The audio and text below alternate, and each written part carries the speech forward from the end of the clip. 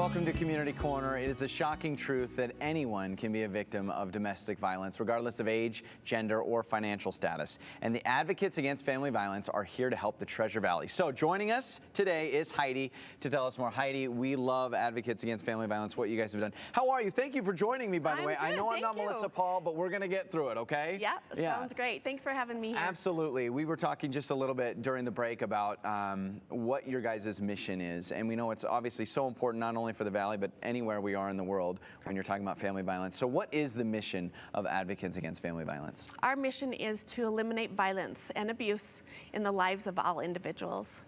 And this, I always find this interesting, you know, sometimes maybe people, they've seen your logo, you guys have been involved in the community, but maybe they're wondering what specific services do you provide? Maybe they think, oh, well, I don't fit in that category. I mean, you guys, I know you guys offer so many different things. So what are some of those services?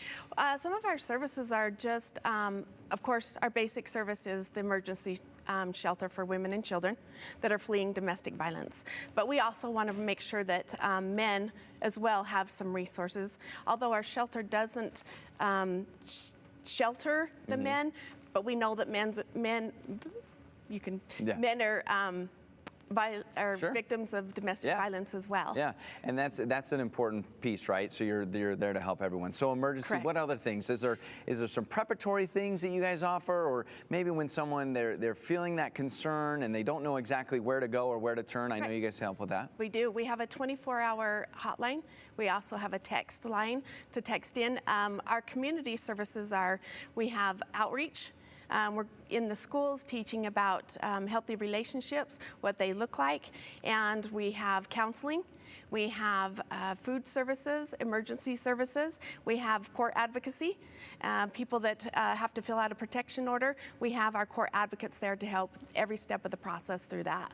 Well, and this is something too in the Treasure Valley, in the state of Idaho, everywhere around the country that a lot of people in family situations that are going through this, whether it's violence, domestic abuse, they don't know where to turn and they feel like they can't talk about it. So I think what's important is you guys always talk about how your voice can be heard, and this is a safe place to go to where they feel kind of alone, right? Correct, yes. And being a survivor myself, I know exactly what these women are going through, and that's why it's my passion to be able to go out there in the community and advocate about domestic violence, and then also just tell about our resources and our services that are free to the community. And a lot of people think just because they don't go through our shelter and our emergency services, they can't have access to those, and they can. It is free to the community to come and get that safety planning class if they've been in a situation and they don't know how to get out, because we know that a lot of people don't always leave the first time. Yep.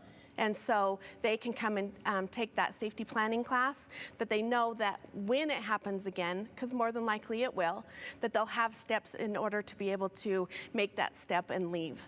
I think what's amazing, so you just bring up that you're a survivor. I know other people, the Advocates Against Family Violence, are survivors. Right. That perspective helps. Yes. So when people go, they're talking to people that have been in that situation, so you don't feel alone. Correct, yes. 20 years too, 20th anniversary. 20 years, How have things changed over the years when you've seen, you know, and I know you've been there for the last few years, but from where it started to now, how has it grown, and where do you see it in the next 20 years? Oh gosh, well, I think in the 20 years, we've seen so many programs and services come available to where it's not just emergency services, it's about mental health, you know, suicide prevention, counseling just for day to day, you know, and we just continue to see it grow. As our community grows, the needs and the services are out there because we continue to see the growth in our community. Okay, quickly here, how can people get involved? There's going to be people watching this that say, I want to get involved. Okay, there's many ways to get involved, but they can go to our website, which is www.idaho-today.org,